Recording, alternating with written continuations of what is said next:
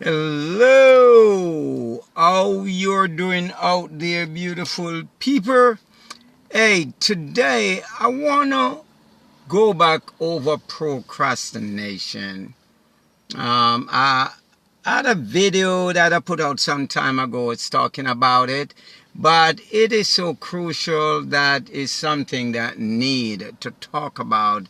Is something that need to study to find a way how we can, if not eliminate it, get it out of some of the daily habit that things, especially important things. For example, have you ever you have your car and the engine light, you get in that warning, check engine light, and sometimes you like, something, I'm going to check it out tomorrow, next week, next month, sometimes 3-4 months pass.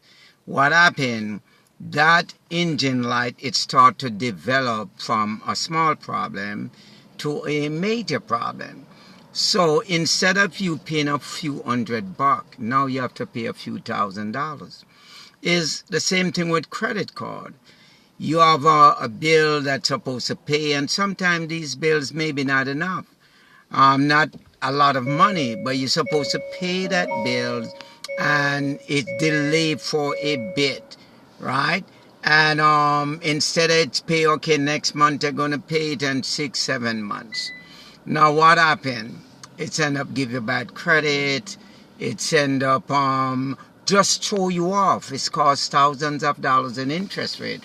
And we can go on and on and on to even daily tasks in the house that we want to do. So, the psychology of procrastination, why we procrastinate, right? And the reason why we should stop procrastinate. Well, many people think that procrastination means being lazy. But in reality, it's not.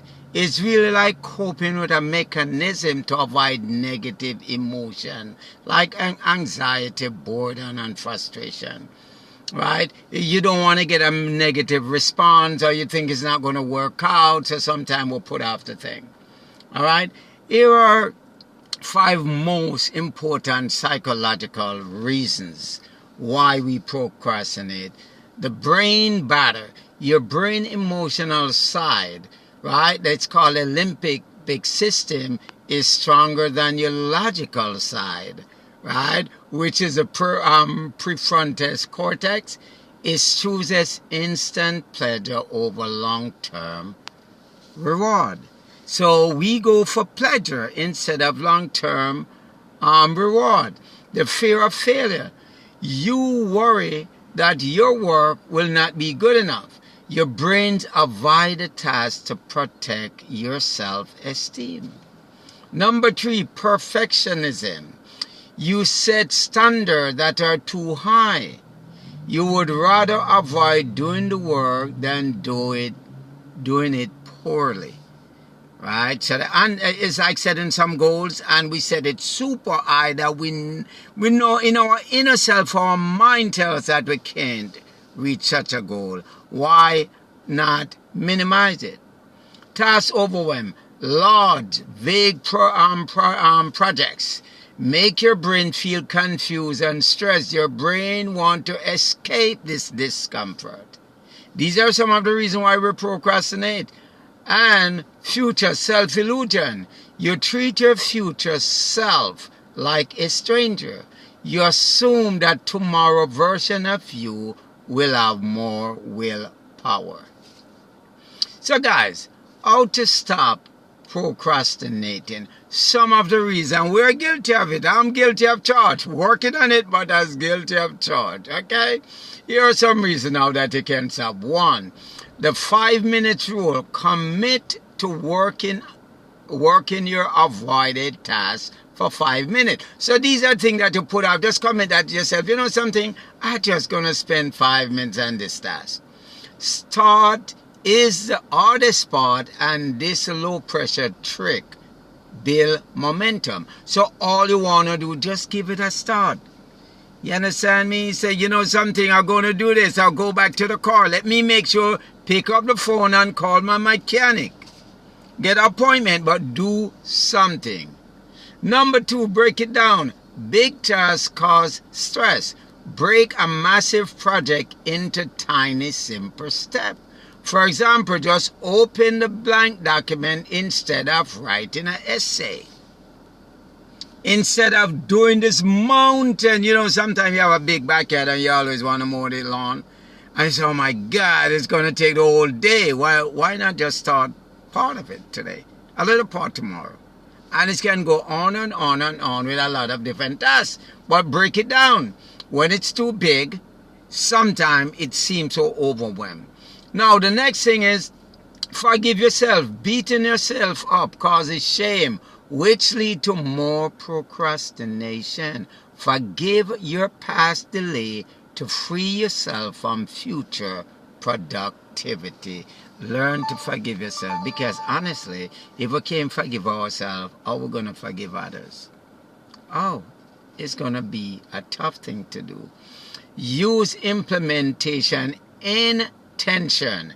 This is a clear if-then plan. Say, if I sit at my desk, then I will work for 20 minutes. It's remove decision making from your action. So these are some stuff. Just talk about that. Sometime, if you say, something, let me sit on the bed to do so and so and so forth. Sometime when you sit around your desk, right, you have things that you have to write down. You have to look back on your taxes. You have to look at that. When you're in that working space of your desk, you can do more than when you sit on the bed, than when you sit on the couch, right? So these are some areas that you can start to work on. But procrastination can cost us a lot, not just money, not just financially. It can cost us health in a negative way. There's a lot of issues that we may have, and we keep on putting off from seeing the doctor, from seeing the dentist. So let not wait. The great Marcus Garvey, from Jamaica, who know Marcus Garvey? You Google Marcus Garvey, National Hero, and by the way, International Heroes. Not a story for that. He was the one that started the Back to Africa movement back in the 40s or somewhere, earlier on. I think it's somewhere in the 20s. Don't quote me on this. People like Malcolm X, Martin Luther King, and a lot of great leaders actually follow the footsteps of Marcus Garvey. But one of the things that he said, people will not know themselves until they're back against a wall.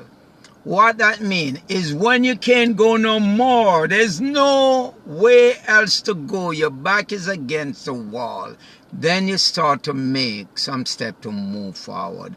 It's pain so much, then you start to make some step to move forward.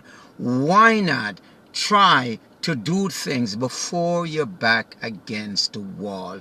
Do things before all your debt, all the credit card come down on you. Do things before it's get too late, whether it's your mortgage, whether it's paying your taxes, fixing the car. Let's work hard to take care of those things. And remember, one step at a time. They say the easiest way to eat an elephant is one bite at a time. So don't set overwhelming goal, but just give it a start. Take care, man. If you like this video, if you like and enjoy this video, like, share, comment. Make sure you share this video. Make sure you subscribe. Bye for now.